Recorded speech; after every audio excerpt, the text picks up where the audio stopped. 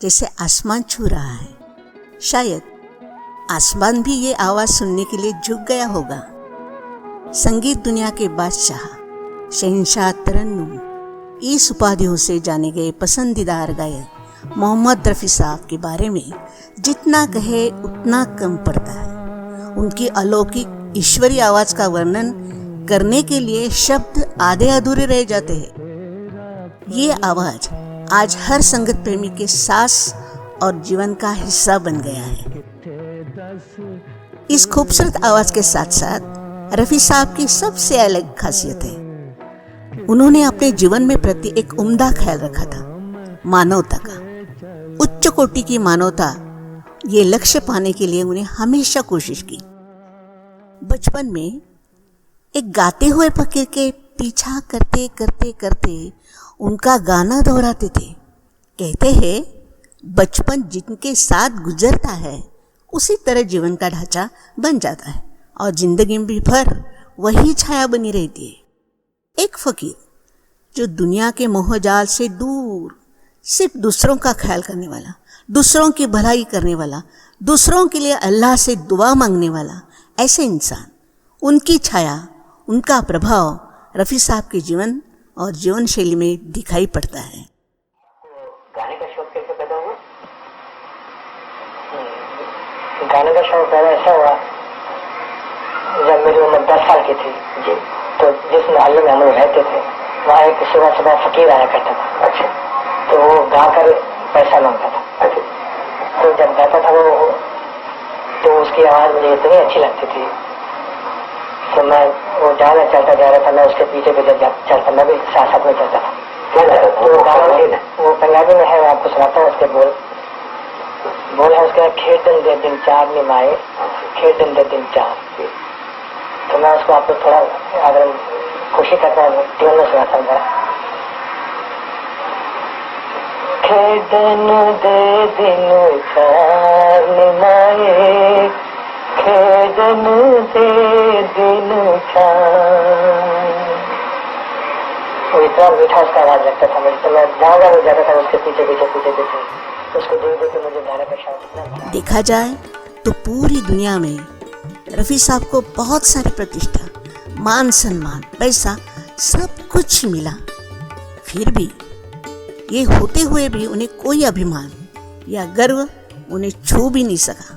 हमेशा सादगी के साथ रहना, नम्रता पूर्वक प्यार से पेश आना, हर जरूरतमंद को, हर व्यक्ति को मदद करते रहना, ये उनके व्यक्तित्व का बहुत बड़ा भाग है। विशेष बात यह है कि मदद देते वक्त दूसरों के हाथों से देते, किसी को कानों तक खबर नहीं होती थी और देते वक्त बोलते थे ये तो सब अल्लाह की देन है, मेरा तो कुछ नहीं। ये सबसे अलग और उच्च कोटि की भावना रफ़ी साहब अपने साथ रहते थे। अगर अच्छे इंसान के तलाश में निकल पड़ो तो रफ़ी साहब के चरित्र के पास आते ही अपनी तलाश खत्म होती है। बेमिसाल इंसानियत और अलौकिक संगीत, ये दोनों जोड़ी जो है रफ़ी साहब के साथ थी, वो संगीत प्रेमी के दिलों में आज तक कायम स्थान रखती है, रख के आई है। रफ़ी की इंद्रधनुष आवाज़ की दुनिया आज तक कायनात में गूंजती रहेगी और गूंजती रहेगी। इस आवाज़ को याद करते और उनकी इंसानियत जिंदा रखने के लिए आज भारत में दिल्ली, कलकत्ता, मद्रास, हैदराबाद ऐसे बहुत सारे रफ़ी फैंस क्लब स्थापित हुए हैं। हर साल कुछ कार्यक्रम करते हैं और रफ़ी साहब के नाम से गीतों का कार्यक्रम भी जारी रखते हैं और गीतों के सही रफ़ी साहब की यादें ताज़ा रखते हैं। इसी तरह एक फाउंडेशन जो मुंबई में स्थित है, ये फाउंडेशन रजिस्टर हुआ है।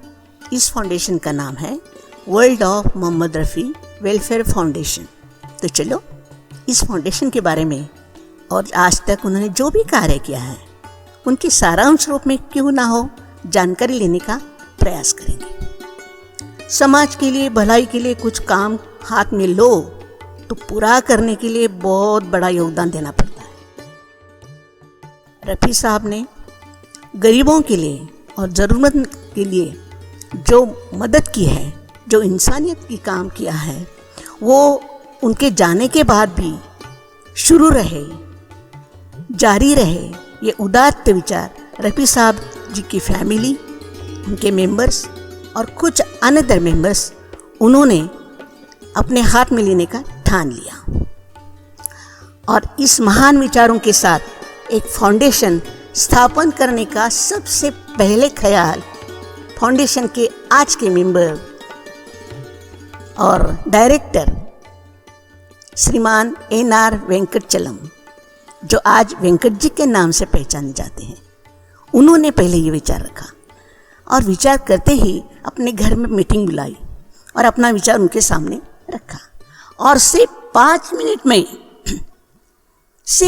मिनट में सारे लोगों ने उनको अनुमति दे दी और फाउंडेशन स्थापन होने का निश्चय हो भी गया।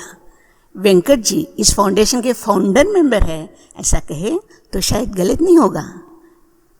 इनके बाद कंपनी एक्ट के 25 सेक्शन के अनुसार not for profit concern, in title के नीचे ये फाउंडेशन नवंबर 2016 में रजिस्टर हुआ।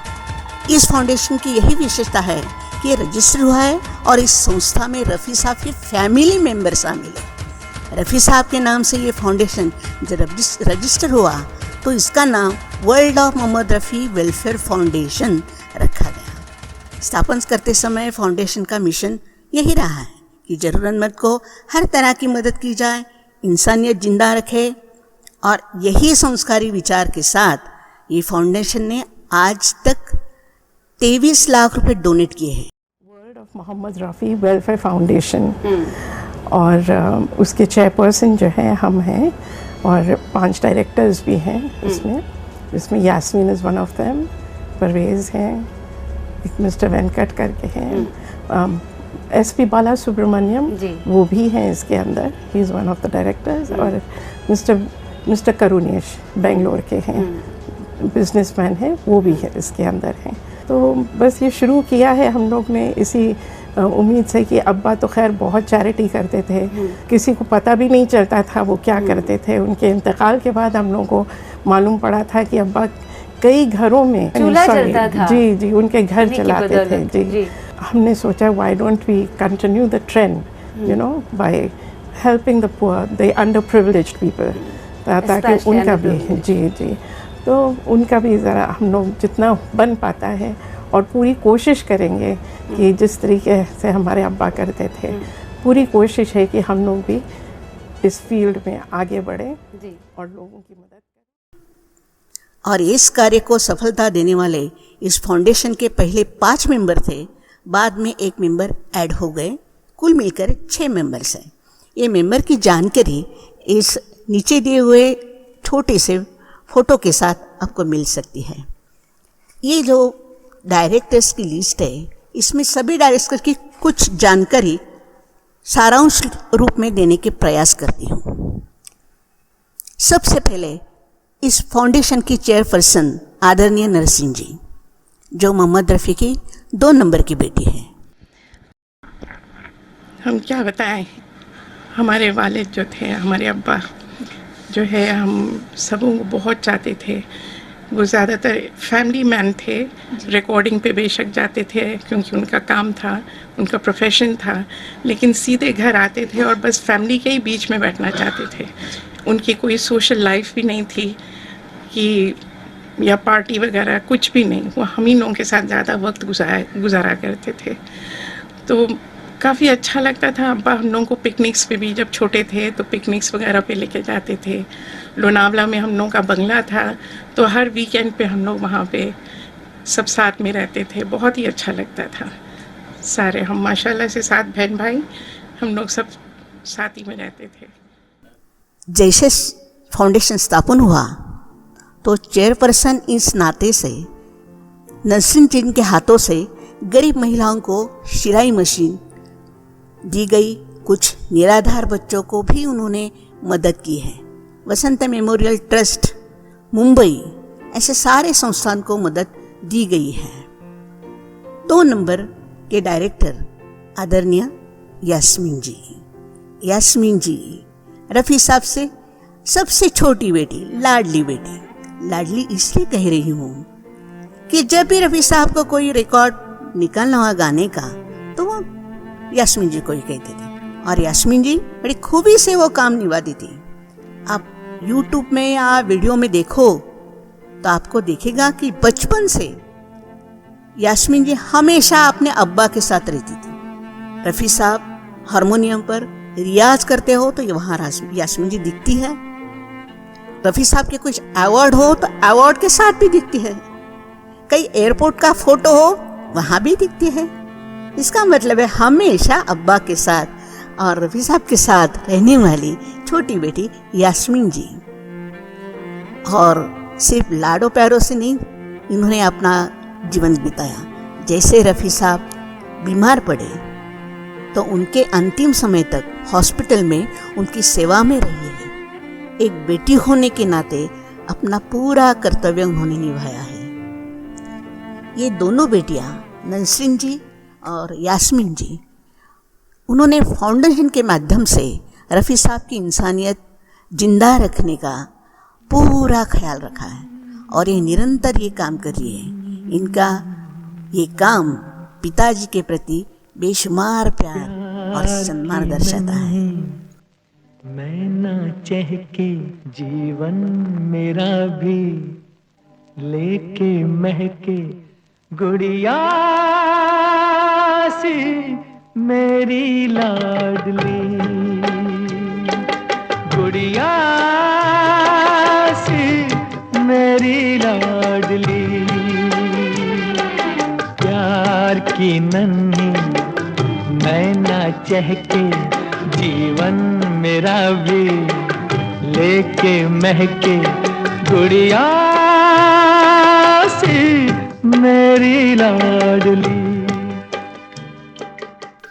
तीसरे नंबर के जो डायरेक्टर है वो है जो सभी को मालूम है, सभी को भाते हैं, वो है अहमद परवेज जी।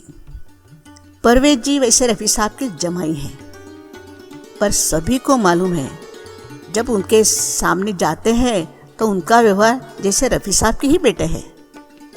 रफ़ी साहब की जो रिकॉर्ड रूम है वो पर बहुत साफ सुथरा रखा है।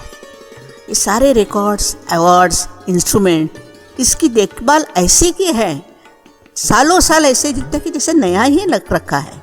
बहुत प्यार से रखा है। दुनिया भर के जो लोग इस रिवॉर्ड रूम में आए हैं वो और परवेज भाई से मिले हैं, तो सभी के साथ कोई भी हो उनके साथ सम्मान पूर्वक और अपनापन से उनका व्यवहार रहा है। सभी को उन्होंने रफ़ी साहब के स्वभाव की, सभी में उनमें रफ़ी साहब के स्वभाव की आभास होती है। सभी लोगों को उनके रफ़ी साहब के स्वभाव का आभास होता है। मैं तो कहती हूँ रफ़ी साहब की प्रतिछाया है, कोई उनको भुला नहीं पाता। जैसे रफ़ी साहब के अवार्ड रूम देखते वो अवार्ड रूम को भूलते नहीं, वैसे कभी भी परवेज भाई को कोई भूल नहीं सकता। यास्मीन जी और परवेज जी, ये दोनों पति पत्नी के उम्दा व्यवहार और प्यार भरे व्यवहार से सब भी प्रभावित होते हैं। रफ़ी साहब के संस्कारों का वो बहुत अच्छे तरह से अपना कर्तव्य निभा रहे हैं। ऐसे भाग्यशाली लोग इस फाउंडेशन के डायरेक्टर्स हैं और फाउंडेशन के लिए एक बड़ा अभिमान की बात है, और फाउंडेशन के लिए ये बड़ी अभिमान की बात है। और एक बड़ी बात है कि इस साल 2020 में कोरोना के कारण रफ़ी मेंशन में सोशल डिस्टेंस और सभी की सुरक्षितता, ये कारण 31 जुलाई 2020 का जो रफ़ी साहब के प्रति श्रद्धांजलि का कार्यक्रम था, इसलिए परवेज भाई साहब ने स्वतंत्र अपना एक चैनल बना लिया और उन पर सभी फैंस का मनोगत यूट्यूब पर प्रेजेंट किया। बड़ा जटिल काम है, पर दिन रात एक करके भाई साहब ने ये काम बड़े खूबी से निभाया और आज भी भारत और भारत के बाहर से, प्रदेश से बेहतरीन प्रतिसाद उनको मिल रहा है। ये काम रफ़ी मेंशन और फाउंडेशन के लिए सम्मान पूर्वक है, उनका सम्मान बढ़ाता है। अगले जो डायरेक्टर है सभी को मालूम है, रिस्पेक्टेड एसपी बालासुब्रमण्यम। संगीत दुनिया के जाने माने प्लेबैक सिंगर रहे हैं। रफ़ी साहब के बड़े फैन रहे। उनका हमेशा एक ख्याल था कि रफ़ी साहब के साथ गाना गाऊं, लेकिन उनका ये ख्वाब अधूरा रह गया और ये बात उनको आज तक खलती रहती है। इसलिए वो रफ़ी साहब के कुछ न कुछ गाने गाते रहते हैं।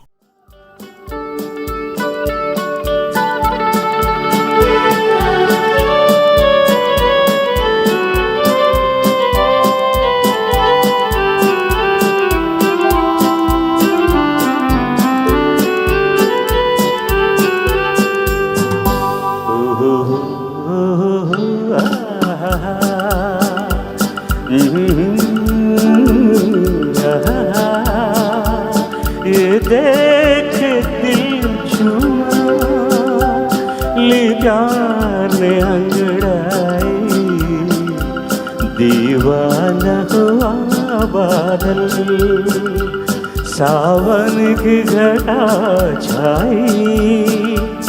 ये देख के दिल झूमा ली प्यार ने अंगड़ाई, दीवाना हुआ बादल।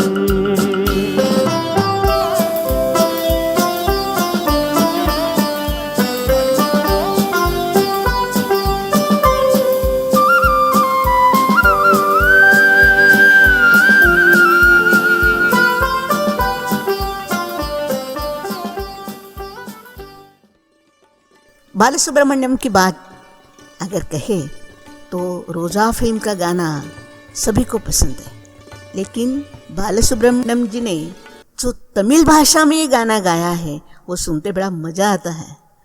शायद बहुत कम लोगों ने सुना है। सुनो प्लीज।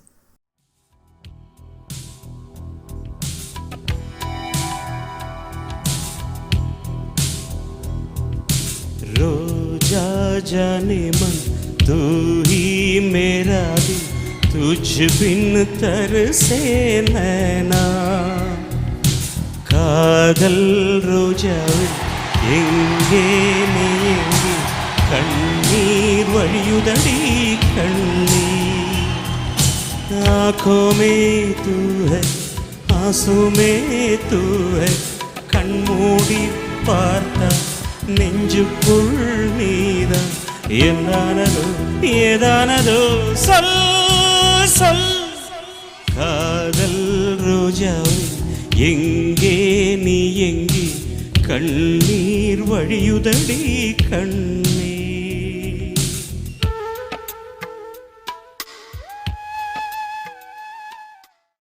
ऐसे अंतर्राष्ट्रीय कीर्ति की नामांकित व्यक्ति इस फाउंडेशन के डायरेक्टर पद पर है। ये सबकी खुशी की बात है और फाउंडेशन के लिए गर्व की भी बात है।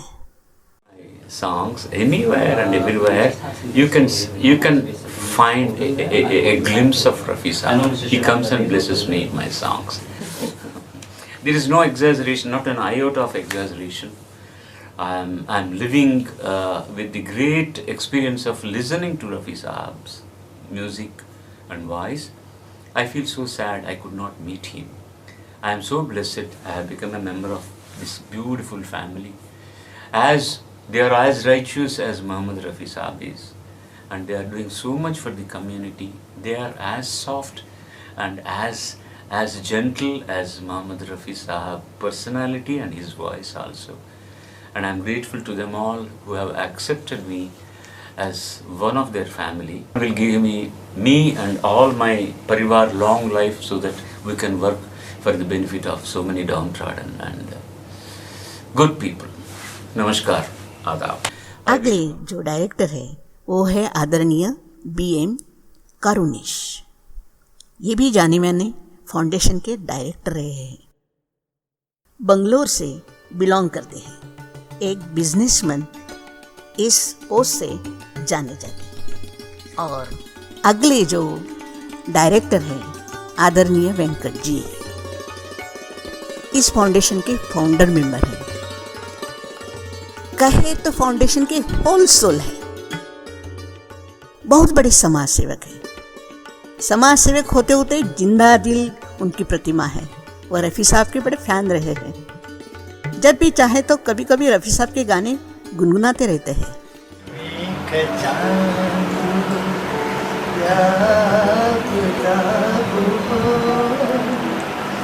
जो भी हो तुम लाजवाब हो। अरे नॉट बैड यार। मदर तेरेसा ने कहा है, जो खुद से प्यार करता है वो दूसरों को प्यार दे सकता है। समाज सेवा ये शब्द जितना लुभावना और बढ़ा लगता है, उतना उसको निभाना, लगन से निभाना, पेशेंस रखना आसान नहीं है। लेकिन ये काम बड़े खूबी से एक जीवन का व्रत समझकर वेंकट जी बहुत प्यार से निभा रहे हैं। आज भी उनकी उम्र 80 साल की है। ये उम्र होते हुए भी खुद गाड़ी चलाकर संस्था में जाते हैं। विकलांग बच्चों के लिए जितना हो उतना अपनेपन से देखभाल करते हैं। ये उनका सर्वोच्च और सर्वोत्तम जीवन व्रत है। ये काम करते करते फाउंडेशन का पूरा काम संभालते हैं। फाउंडेशन की स्थापना के शुरू से जो भी फाउंडेशन के फाइल्स है, रिकॉर्ड्स है, फोटोग्राफ्स है, हिसाब किताब है, ये सारा मेंटेन करना, उसके लिए कुछ कार्यक्रम अरेंज करना, ये सारी रिस्पॉन्सिबिलिटी बड़े आनंद से, बड़े जुनून से, बड़े खूबी से संभालते हैं। और सारे डायरेक्टर्स का उन पर पूरा विश्वास है। शायद इनका यह नेक काम विश्वास पात्र है। उनका यह समाज प्रति डिवोशन रफ़ी साहब से सच्चा प्यार दर्शाता है। ऐसे डिवोटेड, आत्मीयता पूर्वक कार्य करने वाले, अपनापन जताने वाले, सभी को सम्मान पूर्वक अनुभव देने वाले डायरेक्टर्स इस रफ़ी फाउंडेशन के डायरेक्टर्स है और फाउंडेशन की नींव बहुत मजबूत कर रहे हैं। जय रफ़ी साहब। मेरा नाम वेंकट है। मैं अपने आप को बहुत खुशनसीब समझता हूँ कि रफ़ी साहब के दुनिया भर में जो करोड़ों लोगों का भक्त होते हैं उसमें मैं भी शामिल हूँ। ये मेरा खुशनसीबी और है कि रफ़ी साहब के लिए एक स्मारक बनाने का मौका मुझे मिला है। ये जो है अपना रफ़ी साहब के आशीर्वाद के बिना कभी हो नहीं सकता था। अभी रफ़ी साहब के बारे में मैं क्या बोलूँ। मेरा जो रफ़ी साहब का पहले गाना जो सुना था 1952 में रिलीज़ किया हुआ बैजू बावरा के मन तरपत गाना, मेरा जो है हिंदी नहीं मालूम होते हुए भी ये रफ़ी साहब की आवाज़ मुझे बहुत आकर्षित किया है। और इसके बाद उसने जो गाने गाए हैं और लेट 1950s और 1960s में जो विविध म्यूज़िक कंपोजर्स के साथ, विविध हीरोज़ के साथ उसने जो गाना गाए हैं, और मेरा जो है जो रफ़ी साहब के और जो प्यार था मुझे वो बहुत ज़बरदस्त हो गया है। मैं कभी नहीं सोचा था कि बॉम्बे में आके रिटायरमेंट करने के बाद मेरे करियर से मेरे को ये सौभाग्य मिलेगा कि रफ़ी साहब के फैमिली के साथ इतना गहरी रिलेशन मुझे मिलेगा। और मैं क्या बोलूँ, और World of Mohammed Rafi Welfare Foundation का स्थापना करने का भी मुझे मौका मिला है। और कुछ शब्द में World of Mohammed Rafi Foundation के बारे में बोल सकता हूँ कि रफ़ी साहब जो है एम्परर ऑफ प्लेबैक सिंगिंग माने जाते हैं और बहुत कम लोगों को मालूम है कि उसका नेक दिली और दरिया दिली के बारे में। और हमारा ये फाउंडेशन का मकसद यही है कि रफ़ी साहब का जो याद जो है आगे आने वाला पीढ़ियों को स्थिर करने के लिए हम लोग जो रफ़ी साहब चैरिटी करते थे वो चैरिटेबल एक्टिविटीज़ को कंटिन्यू करने का, और जो हमसे होता है वो पोर और पीड़ित लोगों को मदद करने का डिसीजन लिया है। और आपको ये जानकर के बहुत खुशी होगी कि अभी तक 3 साल में हम लोग करीबन 23 लाख रुपया डोनेशन किए हैं, जो डिजर्विंग होते हैं उसके लिए किए हैं। मैं ये समझता हूँ कि रफ़ी साहब के आशीर्वाद हम पर हमेशा, हम सब लोगों पर हमेशा कायम रहेगा। और thank you very much. God bless you. ये सभी डायरेक्टर्स की पहचान, ये सभी डायरेक्टर्स और फाउंडेशन की कार्य, ये सब तारीफ के काबिल है। 2016 में स्थापित हुआ ये फाउंडेशन आज 2016 से 2020 तक केवल 4 वर्ष में जो उन्होंने कार्य किया है वो सचमुच बहुत आनंददायी है, बहुत सम्मानपूर्वक है और तारीफ करे उतना कम है। उनकी जानकारी लेने का प्रयास किया जा रहा है। फाउंडेशन के माध्यम से जो मुझे जानकारी मिली है, इन्फॉर्मेशन मिली है, उसके आधार पर ये थोड़ा बहुत सारांश रूप में उनका कार्य का पहचान देने की कोशिश करी। नवंबर 2016 में रजिस्टर हुआ ये फाउंडेशन, उनका मिशन रहा है उसे रखने के लिए चेयरपर्सन नरसिंह जी, उन्होंने शुरू में गरीब लोगों को और असहाय महिलाओं को सिलाई मशीन दी है। खर्चा करने के लिए चेक भी प्रदान किए हैं। रफ़ी साहब मेमोरियल जो बंधा गया है बांद्रा वेस्ट बम्बई में, और उसी तरह एक पद्मश्री मोहम्मद रफ़ी मार्ग वो भी बांद्रा में है, वो बंधवा गया है। उसके लिए बैंक ऑफ इंडिया ने कुछ मदद किए, कुछ रफ़ी साहब के जो फैंस है वो भी, उन्होंने भी कुछ स्पॉन्सर किया है और उसी मदद से 25 लाख रुपए में ये चौक बांधा गया है और उसका श्रेय श्रीयुत वेंकट जी को जाता है। उन्हीं के हाथों से काम पूरा हुआ है। रफ़ी साहब को अपने देश के प्रति और अपने सैनिकों के प्रति बहुत सम्मान था, बहुत आदर था। कभी भी वो प्रदेश में अपना प्रोग्राम करने जाते थे तो देश के जो प्रमुख रहते थे उसके साथ खाना खाते वक्त टेबल पर रफ़ी साहब हमेशा अपने पर्स से छोटा सा भारत का तिरंगा निकालते थे और मेज पर रख देते थे। जलते भी गए, कहते भी गए, आजादी के परवाने। जीना तो उसी का जीना है जो मरना वतन पे जाने।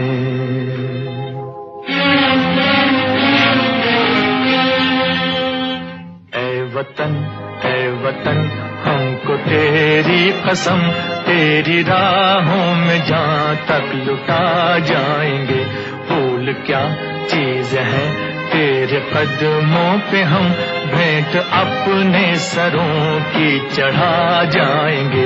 ऐ वतन याद है इसी तरह की एक जुड़ी हुई याद कि जब चीन और भारत ये युद्ध के दरमियान सैनिकों के लिए एक गाने का कार्यक्रम करने का सोच लिया था और वहाँ कार्यक्रम करने के लिए रफ़ी साहब गए भी, लेकिन अगले ही दिन उनकी तबीयत खराब हो गई और उनका गला बैठ गया।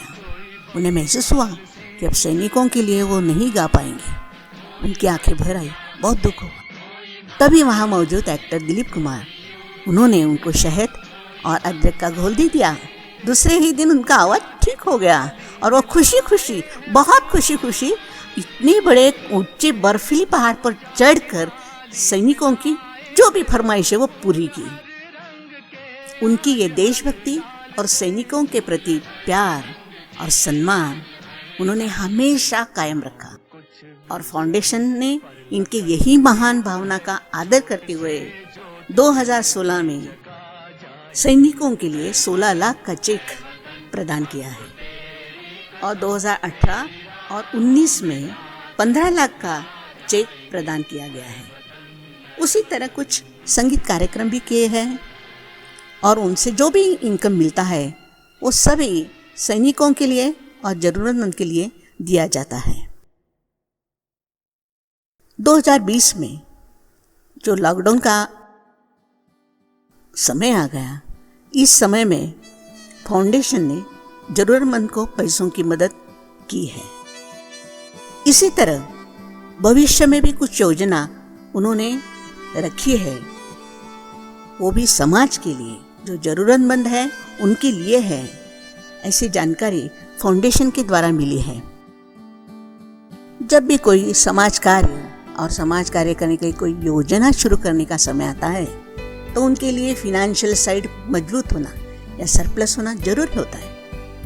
Rafi foundation not for profit concern इस टाइटल के नीचे रजिस्टर हुई है। इसका मतलब है उनका मकसद मुनाफा या प्रॉफिट कमाना नहीं है, और ये भी कोई मैन्युफैक्चरर फैक्ट्री नहीं है या ट्रेडिंग कंपनी नहीं है कि जिसका प्रॉफिट फिक्स होता है या प्रॉफिट के बेस पर ही वो काम करती है। लेकिन ये फाउंडेशन जो समाज के लिए है, एक समाज में मानवता की संस्कृति बढ़ानी है, उसके लिए जागृति और प्रबोधन करना है, इस मोटिव के बेस पर खड़ी है।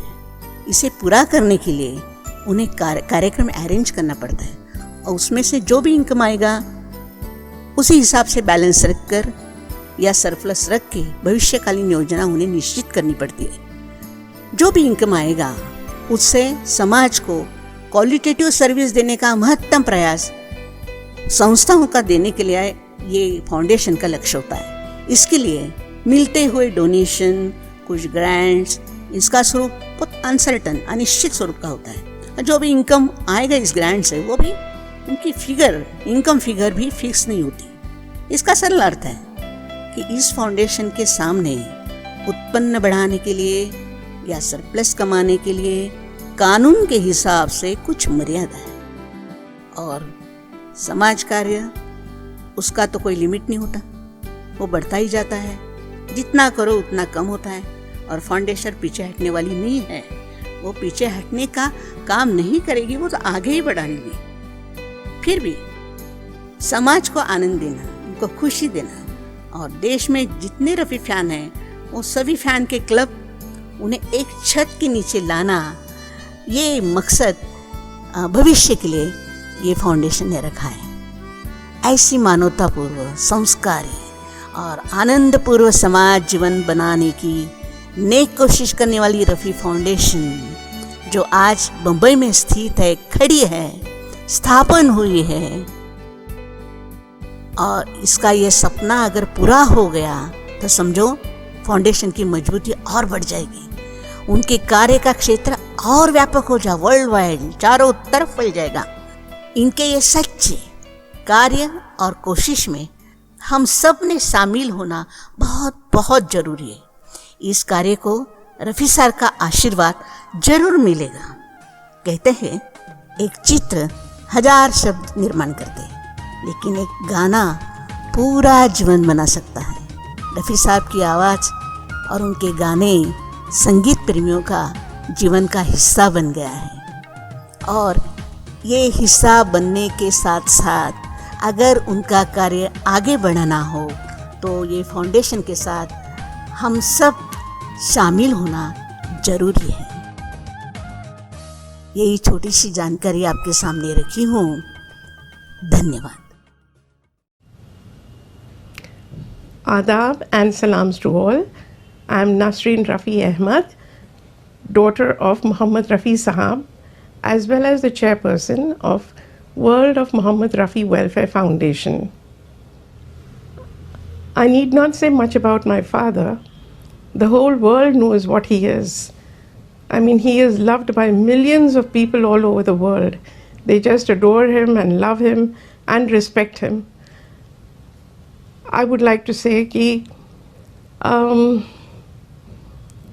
Allah has blessed my father, because even after 38 years, people have so much of love for him. I mean, millions of people all over the world. He is really blessed, I would say. That is why he is remembered till date. My father, he was a great singer, no doubt about it. And more so, he was such a soft-spoken person, so gentle, humble, and down to earth. उनके क्या हम जिक्र करें, हमें इतनी सारी बातें हैं उनके बारे में कि हम कह नहीं सकते, लेकिन इधर हम यानी ये ज़रूर कहना चाहेंगे कि कितने दयालु थे वो हर एक इंसान का इतना ख्याल रखते थे। और कई बार हम लोगों ने सुना भी था कि जो नए कंपोज़र्स वगैरह आ रहे हैं उन्होंने काफ़ी उनकी मदद की उनसे पैसे नहीं लेते थे। और फिर ये तो काफ़ी ताज्जुब की बात होगी कि उनके गुज़र जाने के बाद हमारे वालिद जो है, हमारे फादर जो हैं, वो कई लोगों के घर सपोर्ट करते थे। और ये हम घर वालों को भी नहीं पता था कि ये क्या है। उनके गुज़र जाने के बाद 1-8 महीने के बाद तब हमें पता चला, हम लोगों को सबको घर में पता चला कि कितने लोगों के घर चल रहे थे हमारे अब्बा की वजह से। बहुत बड़ा दिल था उनका, बहुत बड़ा दिल। I mean, बहुत कम ऐसे लोग नज़र आते हैं आजकल की दुनिया में। वो जब भी किसी को कुछ पैसे देते भी थे, हम लोग ने खुद देखा है, हाथ में अपने जेब में हाथ डाल के जो भी आता था उनके हाथ में, वो कभी गिन के नहीं देते थे, कभी भी नहीं। और एक बार हमारे मामू ने उनको ठोका कि रफ़ी मियाँ आप क्या कर रहे हैं? तो फिर उन्होंने एक ही जवाब दिया कि जब अल्लाह मुझको नहीं गिन के देता तो मैं काहे के लिए गिन के दूँ। He was a great man, he was definitely a great man. इतनी चैरिटी करते थे और उसी बलबूते पे जो है हम लोग ने ये फाउंडेशन शुरू किया है। और हम चाहते हैं कि ये चैरिटी जो भी हमारे वालिद करते थे कि उनकी वो लेगेसी हम कंटिन्यू करें, और जहाँ तक कि बन पाए हम लोग भी उनके नक्श कदम पे कोशिश करें, उनके नक्श कदम पे चलें। बस इसलिए we would like your support. आप लोगों का सपोर्ट बहुत ज़रूरी है। For this I would be grateful for your support to our foundation. Thank you. God bless you all.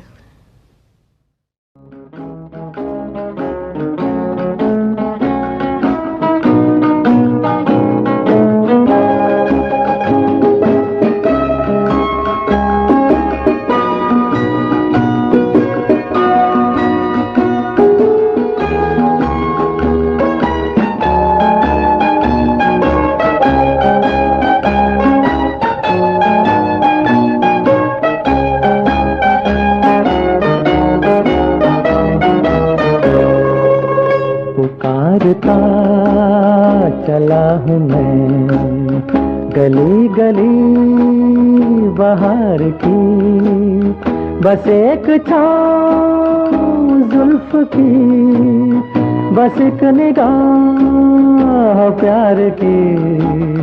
पुकारता चला हूँ मैं गली गली बहार की, बस एक छाँव जुल्फ की, बस एक निगाह प्यार की। पुकारता